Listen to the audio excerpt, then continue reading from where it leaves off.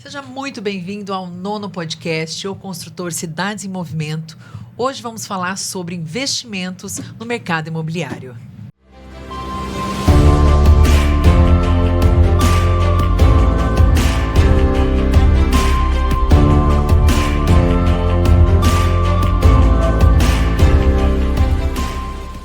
Seja muito bem-vindo, Rafael. Rafael que é sócio e também líder da CAT Investimentos. Eu queria entender um pouquinho mais sobre esse mercado, esse mundo que a gente vive hoje e que é tão pulsante, né? Que a gente, cada dia está de um jeito e a gente quer entender um pouquinho de você, sobre a tua história, sobre a tua trajetória, tudo aquilo que você representa hoje no mercado imobiliário e capital.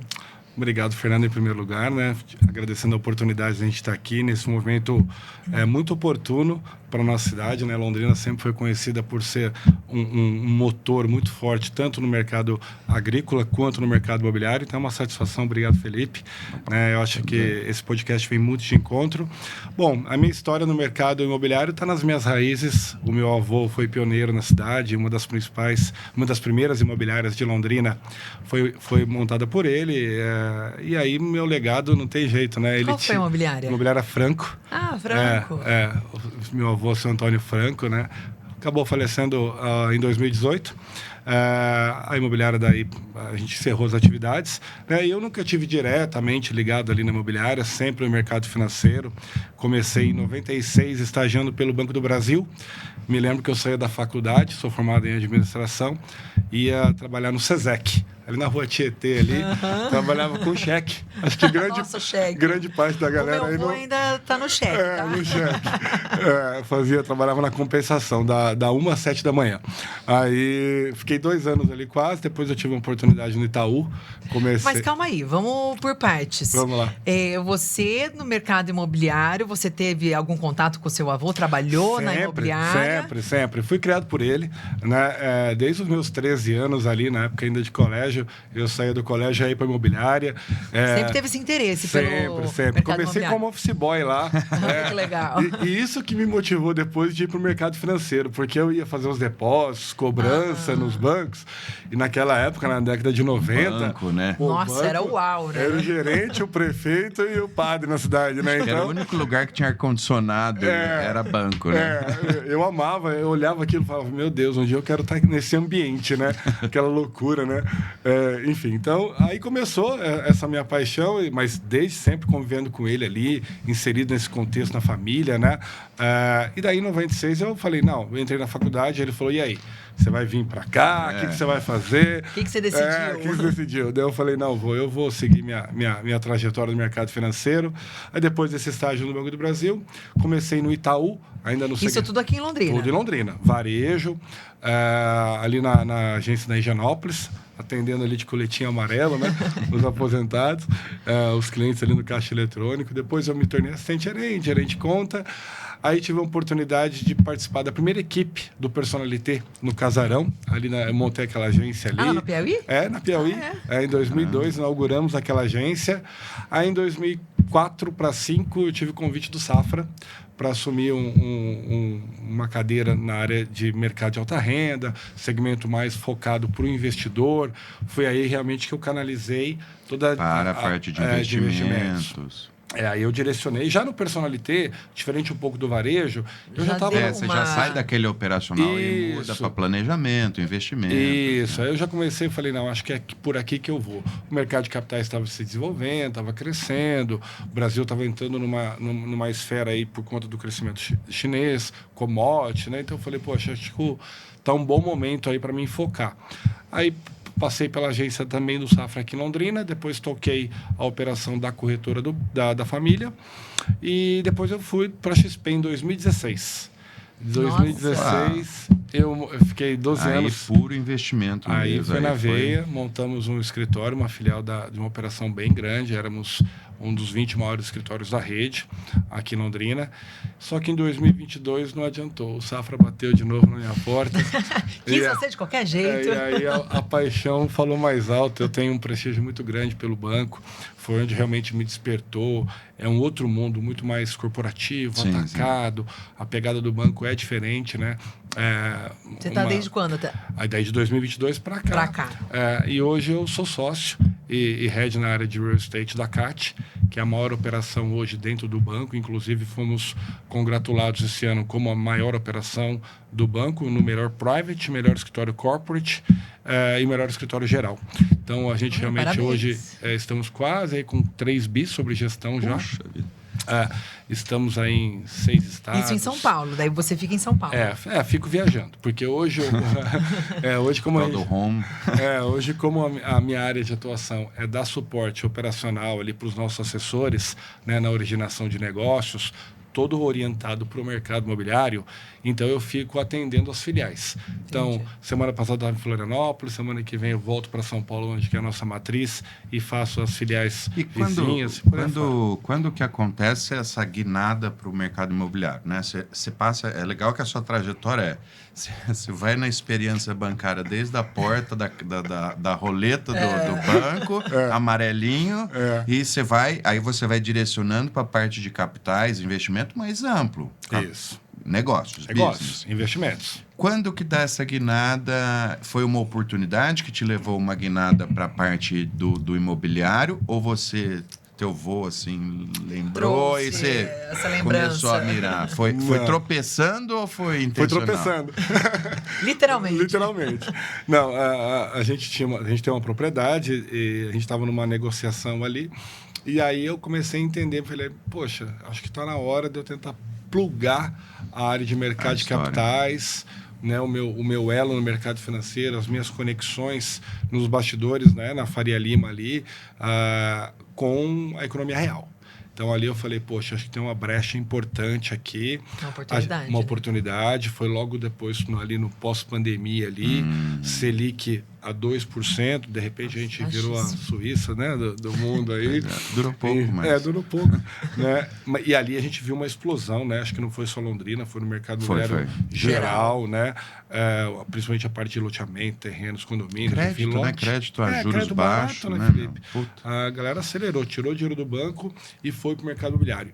E ali eu vi uma explosão. Como o nosso funding, o recurso que é movimentado para o mercado imobiliário, preponderantemente ele vem da poupança, aí você, com uma poupança mais escassa, juros nesses patamares, eu falei, poxa, tem uma brecha incrível, o mercado tomando força, falei, eu vou atuar nessa área.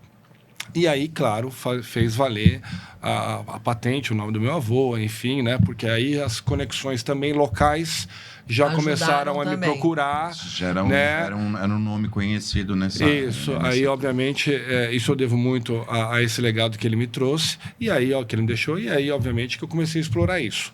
E levei esse movimento para dentro do escritório da CAT. Né? Então, o nosso CEO, a gente bateu um papo, ele falou, não, bacana, vamos montar essa área, né? O Everson, ele falou, não, vamos tocar isso, e eu comecei a atender aí as filiais, né? No Brasil todo. Então, onde que a gente tem operação? Aí você atende construtora, terrenista, incorporador, né?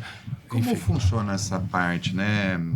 É legal para o pessoal porque eles acham que o prédio está lá, comprei, ele assim para ele nascer, chave, né?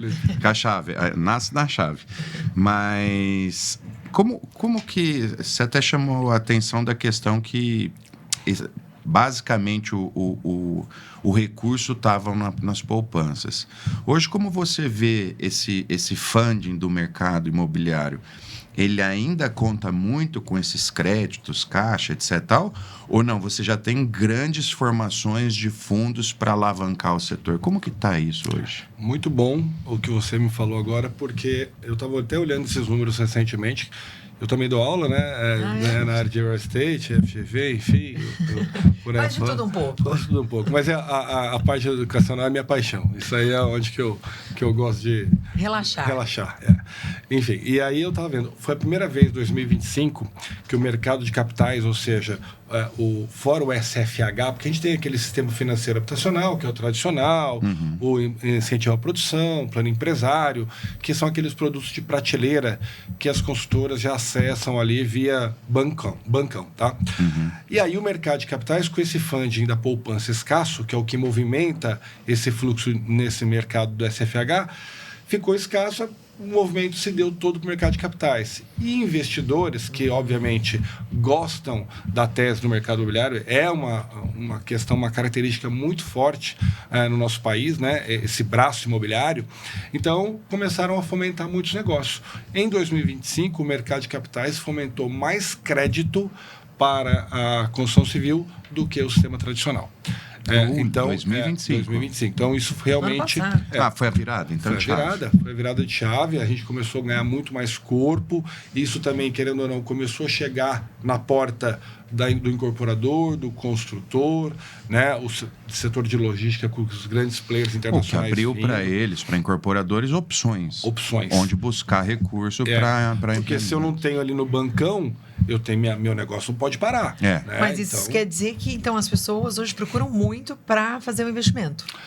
Existe o laço, porque para todo tomador... Eu estou falando isso porque, claro, porque as pessoas que estão ouvindo a gente, eles têm essa dificuldade de entender. Bacana. Para todo tomador, tem um doador. Tá? Então, seja ali um fundo imobiliário, seja um clube deal de investidores através de um fundo privado, né? Seja uma pessoa física que compra um CRI, um produto vinculado ao mercado imobiliário num shopping financeiro, aí num banco, enfim. Existe esse braço que vai investir. Então, o que a gente faz? Qual que é o meu papel? Eu pego a demanda do meu cliente ali, então, eu estou aqui com um projeto, eu vou começar a construir, meu custo de obra é X, o meu tempo de obra é Y, meu resultado final é Z. Então, eu começo a olhar a característica do empreendimento, a região, eu vejo e mapeio aquele centro de custo. Você é responsável por capitalizar o empreendimento. Primeiro, validar a tese do projeto, né? Olhar toda a questão da diligência, aprovação, tudo isso. E como que se dá isso? É um empacote. Você tem uma equipe que vai fazer essa análise jurídica, números, financeiro, obviamente, mas é um projeto, né, de engenharia. Você tem como que funciona? Isso já vem pronto por parte do Ele já entrega mastigado para você. Exato. E aí você faz análise de financeira, jurídica e é um bom empreendimento. Eu valido a tese que ele me traz. Entendi. Mas o meu maior foco é na questão da governança em relação aos números da companhia, né? Assim, né? Porque papel aceita tudo. Aceita tudo, né? Então, assim, a gente olha muito ali a questão da governança, documentação, valida principalmente os números que estão ali na planilha de viabilidade, né? Então, custo, VGV, né? E, obviamente que isso, para funcionar, ele tem que ter um motor de vendas desse produto que ele vai lançar. E aí a gente olha também o histórico de vendas, todo o track record da companhia, saber quantas obras eles já entregaram. Então, faz toda uma análise faz uma diligência. Aí eu pego tudo isso e empacoto dentro de um veículo para distribuir isso a esses investidores. Entendeu? Entendi. Então, eu monto a estrutura, seja ela um CRI, seja uma CCB, cria um certificado de recebível imobiliário. Tá? Então, eu troco isso com o investidor, ele vai ter ali um recebível de longo prazo que vai pagando e amortizando essa dívida que eu financio a obra.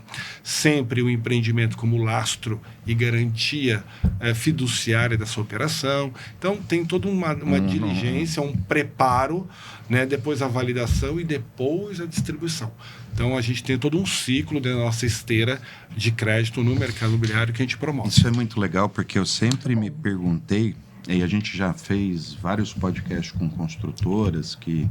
Não, porque a gente tá lançando um empreendimento, outro empreendimento. E não para de lançar. E não para de lançar. E aí sempre ficou na minha cabeça assim, né? Como que se dá isso, né? Eu pego o projeto, põe embaixo do braço, bato nos escritórios na Faria Lima e falo, olha, tem um projeto, vocês não querem investir. Então, você tem uma estrutura hoje já preparada para que as incorporadoras, construtoras tragam isso, tenham essa relação e aí você leva esse pacote adiante. Isso. Inclusive, visito a obra, vou presencialmente. Banco, o agente financeiro, ele não tem como ele não acompanhar, né? Não tem como você ficar só olhando números que aparecem numa planilha, né? Até porque hoje a CAT, ela tem toda a estrutura. A estrutura da CAT hoje dentro do nosso ecossistema, a minha parte é real estate, mas nosso core business é investimentos, né? Então, a gente tem ali toda a área de vida, previdência, sucessão, consórcio, crédito corporativo. O meu braço ali é só no mercado imobiliário. mas a gente conversa entre as áreas, tem todo um cross-sell. Sabe como está flutuando. Então a gente realmente tem uma diligência muito apurada, né? A nossa bandeira, quem está por trás, a gente está debaixo da vertical do Banco Safra, enfim, né? Então a gente tem que ter essa curadoria e essa inteligência de mercado, tudo para fazer o negócio bem feito. E hoje, para esses investidores, né, fundos, etc. e tal, a gente tem na história do Brasil, né, casos e casos de construtoras gigantescas que viraram fumaça e prejuízo para todo lado, né? Hoje, falamos disso, tá? Estávamos falando da Encol. E mais emblemático. É a mais emblemática, mas não é a única. Não, de forma alguma. Década de 90, isso. E hoje, como você enxerga a gente não precisa ficar detalhando o dispositivo de garantia, segurança para investidor, porque, né, é mais complexo. Mas assim, como você enxerga esse sistema de proteção na parte imobiliária para os investidores, os fundos, né? Como pós-Encol foram criados vários dispositivos legais, né, para exatamente tentar impedir isso de acontecer.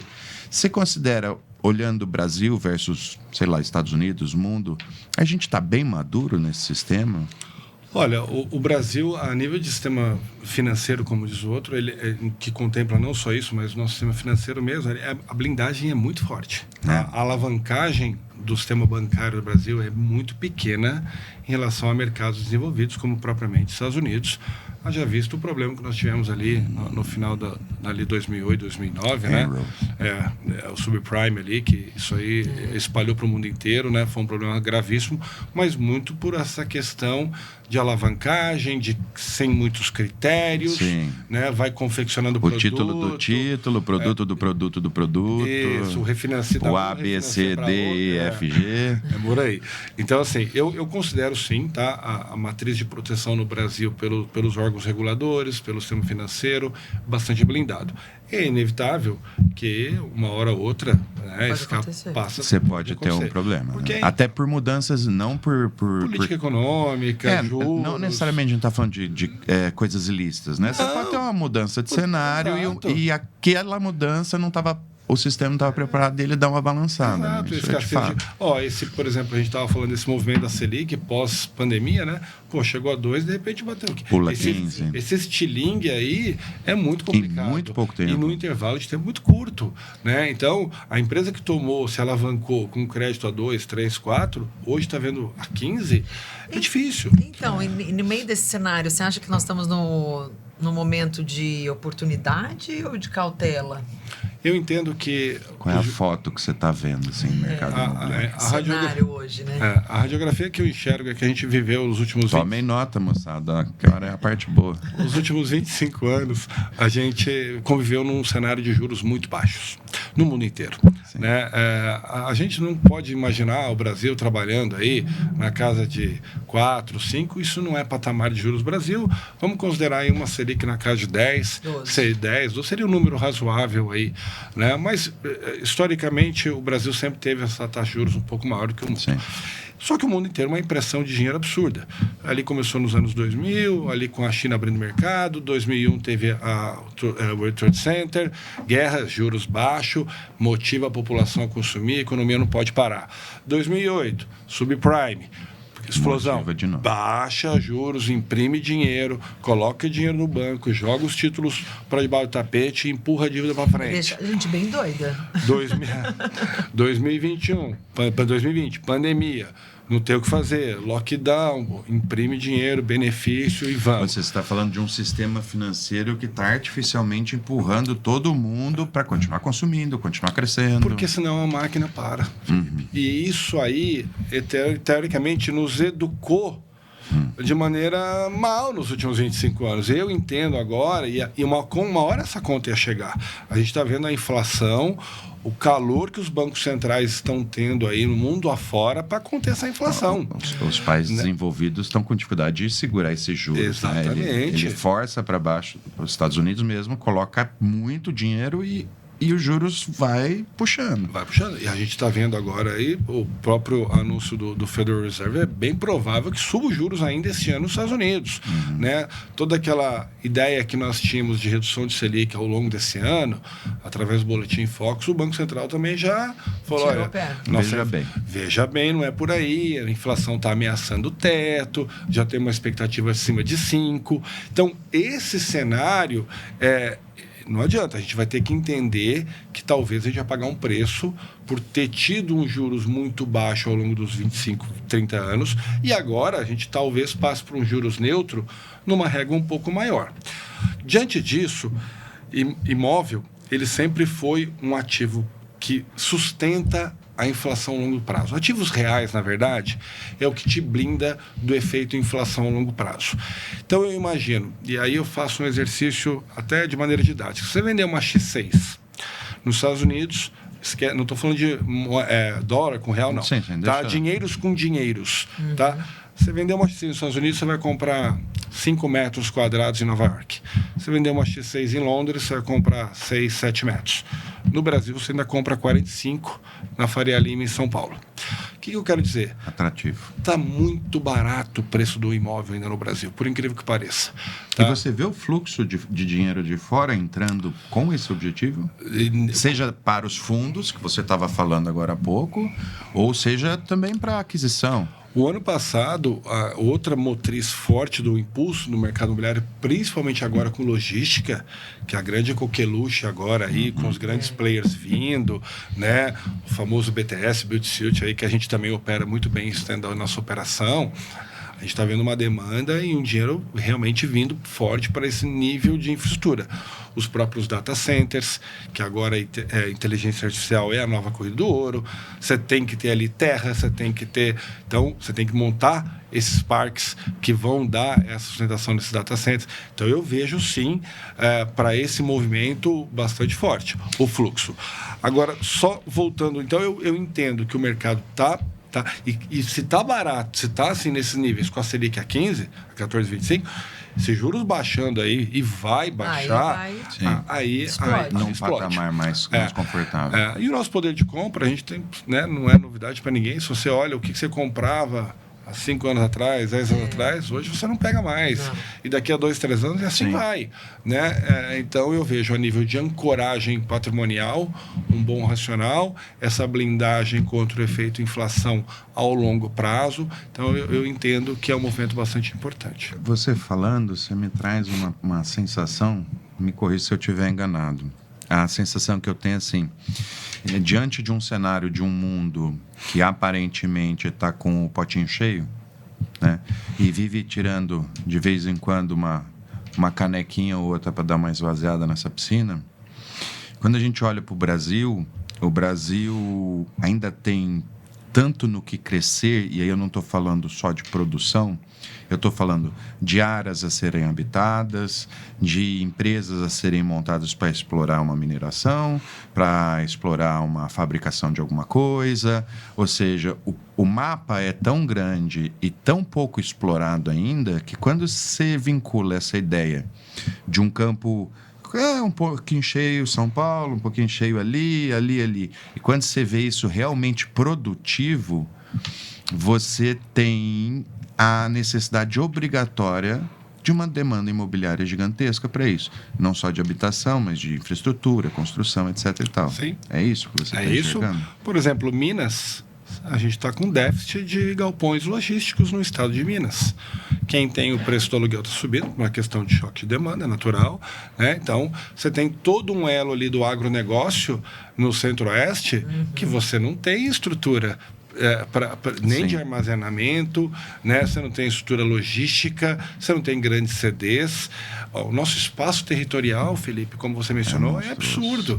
Né? Então, a gente... a logística é um desafio. Não, a logística é o grande. A gente perde bilhões de toneladas dos caminhões nos transportes. Fazendo tiro direto de 3 mil quilômetros. Você fala, não dá. Não dá. Entendeu? A gente tem uma malha ferroviária totalmente obsoleta aí, ó, que dá para explorar, que dá para para revigorar, né? A gente está vendo aí o exemplo do Tarcísio, por exemplo, no estado de São Paulo, como ele tem aperfeiçoado, né? O próprio governo, quando ele assumiu ali. Criando uma dinâmica, né? Econômica mais forte. Então, eu vejo, sim, tá, um espaço, é aquela questão do copo cheio, mas às vezes você se desespera e você fala, puxa... O Brasil não tem nada. Não vai para sair, não tem como sair, não vai dar. Mas de repente você olha por outro lado, com mais otimismo, você fala, putz, tem um mar de oportunidades, isso aqui, né? É um mar. E o brasileiro é empreendedor. Não adianta. Não é na veia. É, na veia, entendeu? E aí você fica, como você comentou, né? As pessoas, o brasileiro ou o americano, pegando de norte a sul, ele tem a coisa do investir no que ele toca, né? E aí o imobiliário é sempre fantástico para isso. E aí a minha pergunta seria assim, a gente percebe que nesse mecanismo de crescimento do Brasil real, vivo, uma das grandes dificuldades são investimentos em produção. Então, o brasileiro é empreendedor? Mas a dificuldade para ele conseguir capital para montar empreendimentos é gigantesca. E no imobiliário isso está avançando mais rápido. Você acha que é por causa dessa característica? Ou seja, o brasileiro ainda não está adaptado a olhar produção, resultado financeiro de produto, de produção, mas sim prédio, estruturas físicas. Você acha que isso vai se espalhar ou a parte imobiliária sempre é essa âncora que segura tudo isso, em termos de capital, de investimento? Eu acho que a grande âncora vai continuar sendo. Né? É uma grande promotora de empregos. Né? Quando você investe na construção civil e infraestrutura, você gera uma escala na cadeia de emprego fantástica, gera renda. Né? Então, eu vejo realmente como âncora.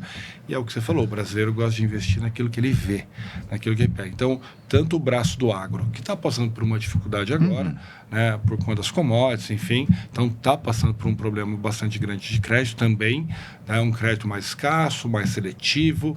Né? Então, agora o mercado da construção civil... Não adianta. Não para, não né? para. Não para. E a gente tem um déficit habitacional no Brasil gigantesco. Entendeu? Se a gente tivesse um trabalho também que eu enxergo com muito bons olhos nas regiões menos privilegiadas, nas favelas, você trazer, de alguma maneira, uma urbanização para essas regiões. Então, quer dizer, é aquilo que a gente fala. A gente olha... Você olha aquilo, dá dó. E a ver conexão, as pessoas vivendo naquela situação, né? Então, acho que é isso. A própria conexão, né? Porque o agro expandiu. Você pega toda a parte oeste do Brasil, é agro puro, mas aquelas cidadezinhas que são pequenas não vão ser. Vão crescer cada vez mais. E quando a gente fala dessa logística melhorar, integrar mais, você tem um espaço gigantesco para ocupar, né? Hoje, a grande dificuldade numa cidade pequena, lá no Tocantins, é porque ela está isolada de uma São Paulo. Mas, a partir do momento que você tem São Paulo ali, São Paulo lá, aí você... E você vai criando hubs, né, Felipe? E tudo isso é imobiliário. Sim. É um movimento imobiliário, né, de ocupação. E você vai empurrando isso para esses pequenos centros e vai ampliando. Olha, se a gente olhar o nosso eixo, vai de Londrina até Maringá, já está tudo se conectando, você não tem mais aquele... Sim, é verdade. Né? Aqui, ó, no nosso umbigo, aqui, a hora que você olha, você fala, meu Deus, está tudo junto já, né? Seja logística mesmo, os galpões, você vai olhando, junto. É um né? lado do outro. É um lado do outro, né? Então, a gente vê Londrina mesmo, né? Toda ali a região sul, agora a região ali atrás do Shopping Boulevard ali, você viu conexão com a UFTPR ali, Sim, que já está indo para Ibiporã. A cidade já está do outro lado. Já está em Ibiporã. Então, assim, esse elo, essa conexão entre as cidades, esse desenvolvimento imobiliário é muito forte. É muito forte. E agora, na realidade, uma curiosidade que veio agora para Londrina, São Paulo já tem há muitos anos, mas é sobre aquele short stay, que agora veio para cá, nós entrevistamos algumas construtoras. É a febre. E agora está a febre do short stay, né? Como você enxerga isso no mercado? E como é para vocês, né, no capital, porque não é a entrega de um imóvel, né? Tem uma administração, uma gestão posterior. Sim.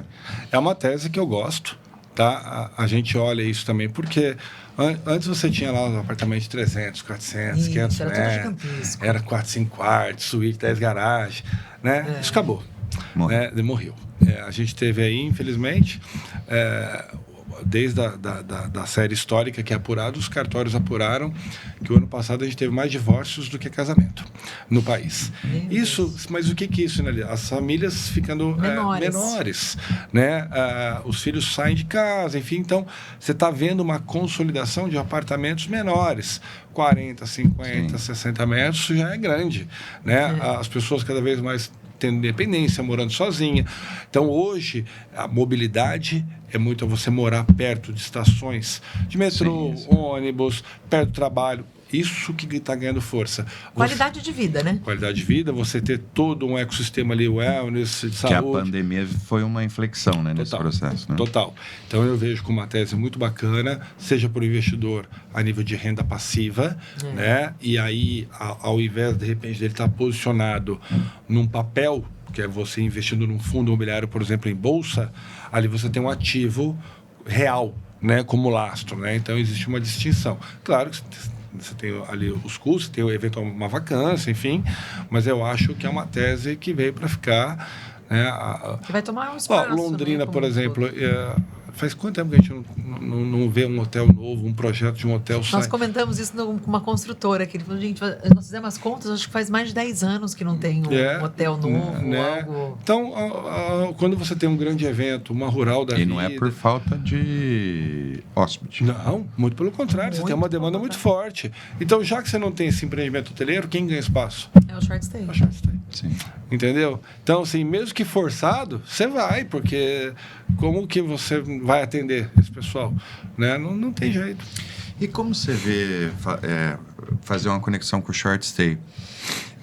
Agora, a gente tem um problema jurídico disso, né? Que já tem algumas praças que estão questionando, né? Você tem agora que talvez pegar uma assembleia do Sinda, em economia. Isso foi uma coisa que foi falada aqui. Tem alguns pontos que já começaram a trazer. Porque o que eles me falaram é que vai o crime sair organizado, entrando nos grandes centros, hospedam-se ali, rouba o prédio inteiro. Quer dizer, você tem alguns cuidados que você tem que se blindar e procurar entender, né, a regra do jogo. Porque, de repente, você faz ali um investimento ali, que daqui a pouco existe uma lei que te proíba. O que a gente constatou, conversando com o pessoal, com os entrevistados aqui, uma coisa é um empreendimento que não nasceu assim e quer se transformar, e o que nasce assim, porque aí já nasce com a parte de condomínio já organizada nesse formato. Já está no contrato. E aí você consegue sair das questões legais. Mas os que estão se transformando vai enfrentar problemas, com certeza. Mas eu acho que a tese é muito viver em condomínio já é um problema na questão de chegar em consenso. Sim, né?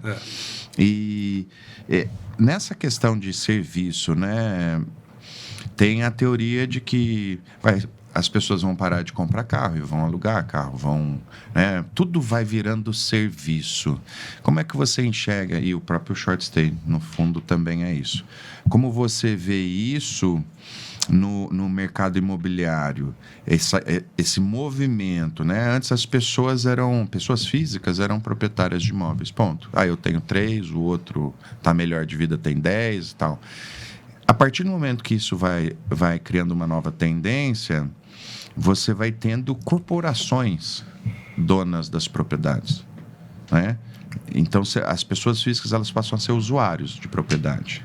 Como é que você enxerga isso? Isso é real ou não?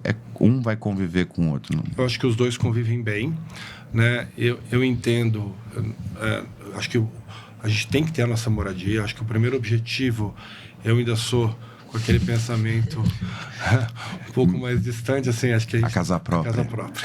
Eu ia falar esse nome.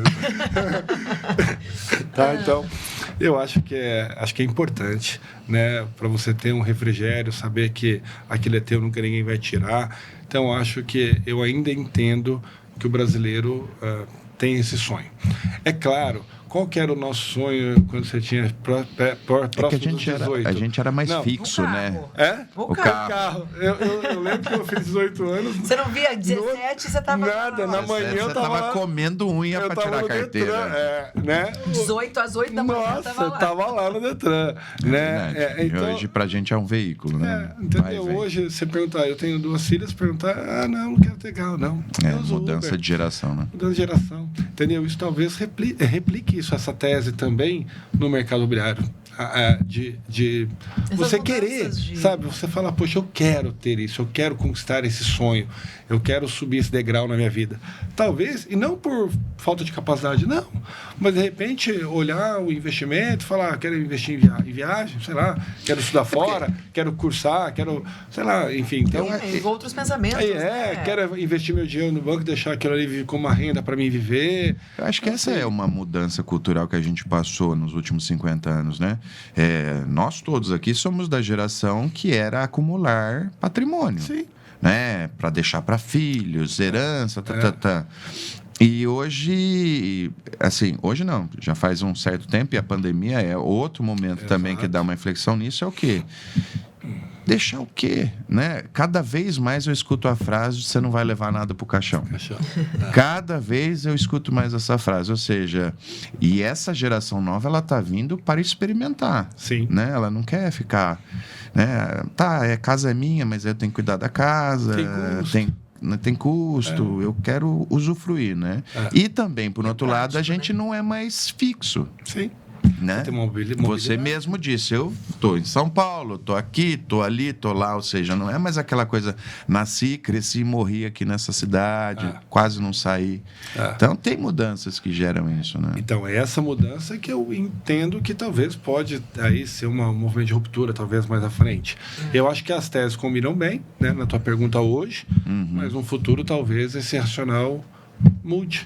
E como você, trabalhando diretamente com o mercado de capitais, voltado para o imobiliário, como vocês trabalham essas possibilidades? Porque o mercado de capital, ele é extremamente dinâmico, mas você tem que formatar coisas seguras, de confiança. Então, você não fica dançando qualquer música que toca. Né? Você precisa olhar projeções de mais longo prazo, tendências mais sólidas.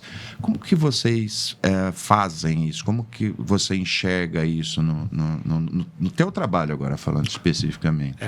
Eu me concentro muito na questão, por exemplo, a gente teve agora a questão da guerra, né, em março aí, que explodiu o preço do petróleo, né, a gente sabe disso, o impacto que isso tem na cadeia da construção civil, desde um tubo de PVC, concreto, enfim. Então, hoje, quando eu estou estudando uma viabilidade, estou olhando que o empreendimento nos próximos 24, 30 meses de obra aí para frente. E eu já estou colocando ali uma inflaçãozinha acima da projeção do próprio incorporador de uns 15% a 20% de aumento de custo de obra. Entendi. Esse é mais um motivo pelo qual reforça a minha tese de que o imóvel vai subir nos próximos anos. Por quê? Porque você vai ter um custo maior. Mas agora acertou, o petróleo caiu. Vai lá perguntar para o fornecedor, né? Se ele vai baixar agora. Falar, não, eu subi por conta do petróleo agora. Não, tá tudo certo. Exatamente. Eu estou vendendo a esse preço, né? A demanda está vindo, então não mexe. Então, eu já estou olhando, sim, Felipe, muito bem pontuado para você, um aumento de custo. Isso já, obviamente, que atrapalha ali no final, na última linha ali, a questão do VGV, as margens ficam mais comprimidas, né? Eu olho como que o incorporador vai fazer ali a questão da compra dos insumos, da matéria-prima, se ele já está comprado, se ele já tem contrato compactuado ou não, se ele está, de repente, correndo algum tipo de risco de ter mais uma inclinação de inflação na construção civil, isso impactar o resultado final. Então, eu olho o cenário macro no que tange as projeções de Selic pelo Banco Central, inflação, porque uma Selic mais alta, eu repito, isso dificulta o crédito, né, para quem está comprando lá na ponta, né? E aí, dificultando o crédito, ou desemprego, talvez, enfim, não é o que está acontecendo, mas começa um desemprego, aí as pessoas param de pagar as parcelinhas ali dos balãozinhos. Então, começa a aumentar os distratos, né? Então, essa questão é que eu foco a minha análise. Tá? Já na parte mercadológica do produto, eu tenho um racional que eu entendo se realmente faz sentido ou não, mas aí eu deixo mais para a incorporadora trazer esse trabalho e essa pesquisa de mercado. Eu foco mais na viabilidade e nas garantias. Hoje, você tinha até me questionado a questão da garantia, eu contemplo no mínimo aí para admitir uma operação 130%, 140%, até 150% em garantias. Então, se eu estou liberando 100%, o cliente tem que ter 150. Tá, o incorporador ali, enfim, seja com estoque, tudo. Isso a gente falou bastante do sistema pelo ponto de vista do investidor e tal. Agora, pelo ponto de vista dos empreendedores, né? Das construtoras, das incorporadoras. E como esse aqui é um podcast, né? O construtor, eu não ia deixar de levar para esse lado. Como vocês enxergam hoje a maturidade de construtoras, incorporadoras, que são quem pleiteiam esse processo todo de capital, tudo mais? Como que você enxerga hoje? O Brasil já foi terra do cara começar construindo uma casinha, 2, 3, de repente ele é uma construtora construindo 10 ao mesmo tempo e é uma pessoa. Continua? Olha, boa notícia, viu, gente? Vamos começar a construir, então. Eu entendo, assim, até pelo público-alvo que a gente foca, que é mais esse middle market, né? Não é o grande player, o corporate, é mais o middle ali. Eu vejo ainda com falta muita governança. Falta, né? Eu avalio, em média, esses últimos 90 dias, sem sombra de dúvida, uns 80 projetos chegaram até minha mão. Hoje, eu estou mandatado 13, 14, o que é mandato? É quando eu olho, aproprio a tese e falo, eu vou para a distribuição desse produto. Por quê? Porque eu excluo muito ali por falta muito de governança. É preparo nos números, é aquela questão mais arcaica, dentro de casa, empresas familiares. O que automaticamente a gente faz? Até por uma questão de educação. E isso a gente está falando de escritórios de engenharia, construtoras pequenas e médio porte. Não estamos... eu estou falando de faturamento de 30 a 40 milhões a 500 milhões. Tá? Ainda a gente olha muito um ambiente ainda bastante arcaico, bem ainda na caderneta. Vamos Qual seria a sua dica para esse pessoal? Coloquem dentro da estrutura de vocês pessoas formadas do mercado para falar a língua correta, para estudar. Ao mesmo tempo que você tem um arquiteto e um engenheiro, cada um está olhando para uma coisa, você também precisa ter um cara do setor financeiro olhando a linguagem para captar os dados corretos para fazer esse tipo de proposta. É isso que você... É isso que eu imagino. As pessoas vão ter que passar, as empresas, consultoras, incorporadoras, vão ter que passar por esse turnaround no que tange aí a parte de governança e documentação para a indústria do mercado de capitais. Senão ela não vai acessar. Porque hoje, não adianta o projeto ser bonito, ser maravilhoso. A Faria Lima... Isso é para o cliente, final. Acabou. Esse é marketing ali para ele vender o produto dele. Mas a gente é número. O nosso pensamento é totalmente frio. E número bem estruturado. Bem estruturado, boas garantias, consolidadas. Eu repito, um track record hoje, o principal ponto é o seguinte, a gente leva a tese para o banco, vem cá, quantas obras eles já fizeram, já entregaram, tiveram problema, não tiveram. Teve atraso, não teve. Isso. Esse é o primeiro ponto. Depois... Dito isso, planejamento versus realizado, se chegou perto um do outro, se estão distantes. É isso. Tá? Se de repente ele teve um problema e repassou esse empreendimento para um terceiro, no meio de obra. Né? Então, a gente olha também muito quem está à frente dessa operação. Qual que é o track record também da física ali? Ele é do meio, né? Enfim, então a gente olha muito isso, tá? E daí a gente vai para os números mais a nível de governança da empresa, ali, de números do projeto, enfim, tá? Mas a gente tem um cuidado muito grande por isso. Agora que as empresas precisam passar por esse amadurecer, movimento, né? Uma maturidade maior nesse processo de se relacionar com um capital grande e exigente. Porque ele não quer saber da construção. Não, tá? Ele nem sabe onde quer, muitas vezes. Isso passa por nós. E a gente educa isso. Inclusive, a gente tem esse processo educacional de governança para oferecer para os nossos clientes. Olha que tá? legal. Então, a gente tem isso dentro da companhia, dentro da CAT. Tá? Porque muitas vezes o projeto vem e eu não tenho, o não também é resposta. E eu falo para o cliente, olha, hoje não dá para mim te atender, mas vamos partir para um processo assim de aprendizado, de financial services, ou seja, que eu consigo entender o teu financeiro, consigo passar uma didática para ele de como que ele vai aplicar isso dentro do mercado, até mesmo o glossário do mercado financeiro, muitas vezes ali... básico, né? Tropeça. Tá? Como você se comunica com a Faria Lima é um pouco diferente do tradicional. E a gente vê também que está tendo uma linha sucessória já entrando nas companhias que já tem essa visão um pouco mais ampla.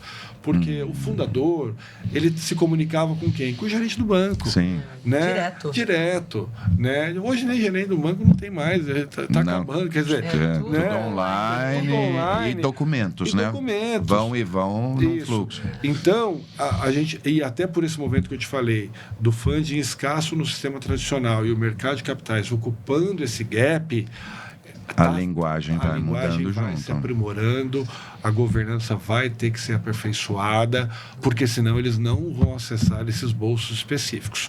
E aí, obviamente, que vai ter dificuldade na operação. Porque a empresa, o problema é caixa. A empresa ela morre por conta de falta de caixa.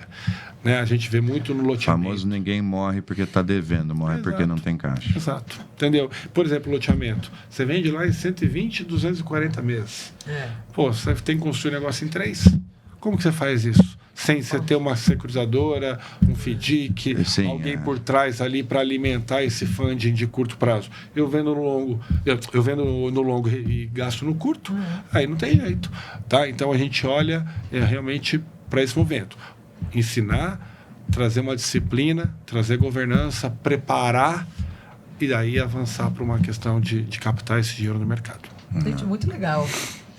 Muito legal mesmo. Acho que deu uma aula para todos nós. Gosta de dar aula, deu uma super aula. Exatamente, deu uma boa aula. Eu acho que foi legal, né, essa entrevista. A gente está chegando no final, gente, sinto muito, adoraria ficar aqui, também. Principalmente que eu adoro finanças, então eu ficaria horas aqui. Eu que aprendi. Mas o tempo é curto às vezes. Mas para encerrar, né, o que eu queria que você fizesse um pouco de comentário sobre o geral do nosso bate-papo, mas eu acho que foi importante para as pessoas entenderem essa parte do movimento de capitais que tem por trás de toda a parte do empreendimento, né? Que não é... Quando a gente fala de construção civil, as pessoas já batem o olho na construção civil especificamente, né? E não em todo isso. E, principalmente, a parte que eu mais gostei dessa entrevista é esse movimento de capital de verdade, né? Sair do modelo tradicional e você ir para um modelo onde você... Porque... Esse Brasil que todo mundo quer, desenvolvido, pulsante, ele precisa falar essa língua, né, do capital intensivo, a linguagem é financeira, e não dá para ser essa linguagem do empréstimo, juros, devolve, quantas parcelas você faz para mim? Não funciona mais. Não vai, né? Não funciona mais. E outra, para você promover esse círculo virtuoso, você tem que ter crédito, não adianta. Se você não tem crédito, você acha que a consultora vai esperar juntando, vai vender tudo para começar outro, para comprar o terreno. O ciclo para uma aprovação de um projeto, estamos falando de 3, 4, 5 anos. Quer dizer, se a pessoa ficar esperando, sentar ali, não adianta. Então a gente vem justamente para promover essa alavancagem com responsabilidade, com maturidade, obviamente com toda essa curadoria que eu falei, mas impor ritmo, né? Gerar escala para o incorporador e o consultor concentrar naquilo que ele é bom. É produzir bons produtos, construir e vender. E trazer esse braço financeiro, esse fundo, essa exposição de caixa para nós do mercado financeiro. Porque a tese é boa, o mercado tem investidores, bolso vai ter, se a Selic tiver a 20, a 15. Vender estabilidade no Brasil é história. Sim. O Brasil é um país emergente que ele vive de ciclos. Então não adianta você falar, não, eu estou aqui fazendo um planejamento para 30 anos e não vai mudar. Não esquece. Aqui, talvez isso nos torne tão capazes e tão empreendedores tão fortes, Arrojados, tão resilientes, entendeu? De aguentar porrada para tudo quanto é lado e ter esse movimento rápido de mudança. Então, eu acho que esse movimento está vindo, sim, para o mercado da incorporação, da construção, essa velocidade que a gente tenta impor, esse ritmo de escalada através do funding, ele veio para ficar. Como eu falei, em 2025 a gente supriu a ausência do SFH ali, do tradicional, né? Então, eu acho que a gente tem movimentos muito favoráveis para surfar essa onda. Então, você está bem otimista com relação ao mercado imobiliário para os próximos anos. Eu sou otimista por natureza, né? O que eu estava falando aqui, eu acho que o brasileiro por si só ele é otimista, né? Eu acho que a gente não adianta ficar olhando para o retrovisor, a gente tem que olhar para frente. E acho que é uma característica... Saber lidar, Fernando. Saber jogar o jogo. Saber jogar o jogo. E entendeu? acho que é uma característica quem mexe com o número, né?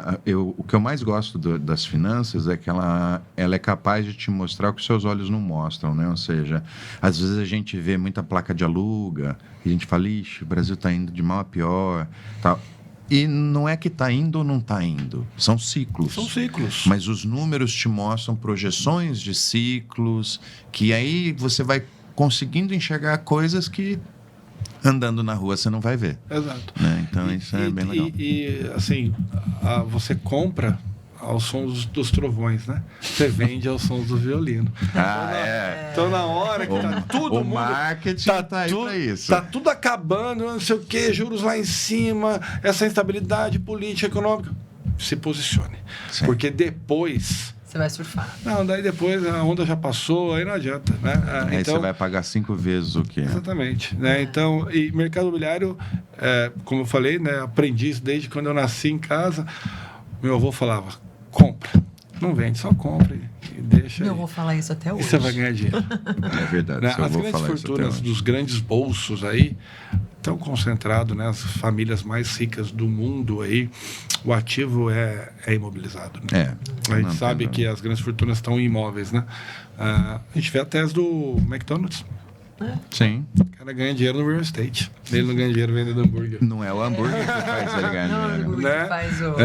né? Então eu acho que é algo realmente que sustenta, tem perenidade e dribla ciclos. Né? Claro que uma hora você vai sofrer ali um pouquinho, vai passar um calor. Mas em tudo. Em tudo. Não adianta, não tem outro lugar. Entendeu? Em tudo que você vai fazer. Né? O brasileiro ele investe muito pouco em papel. Ele gosta realmente de ativos reais. Tem na mão. E o papel, quanto menos você mexe com ele, né? Por exemplo, mais arriscado ele fica, né? Sim. Né? Então, quanto mais mexer com real, com imóveis, mais a pessoa fica naquilo, né? É difícil você migrar. Sim. Mas muito obrigada, Rafael. Pena que acabou. Espero que vocês tenham gostado do podcast. Eu aprendi bastante. Espero que vocês também tenham aprendido, porque eu acho que foi um bate-papo muito importante, rico em informações. Eu acho que são coisas que a gente não vê no dia a dia. Quem não está nessa área, né, acaba passando despercebido de alguma forma. E você trouxe para a gente aqui, eu acho que assuntos muito relevantes, importantes para o nosso mercado imobiliário. Obrigado pela oportunidade de estar aqui conversando com vocês. Eu que agradeço. E conte comigo. Nós que agradecemos. Obrigado. Muito obrigada. Obrigado. Gente, então ficamos por aqui no nosso 9º podcast, O Construtor Cidades em Movimento. Espero que vocês tenham gostado. Muito obrigada.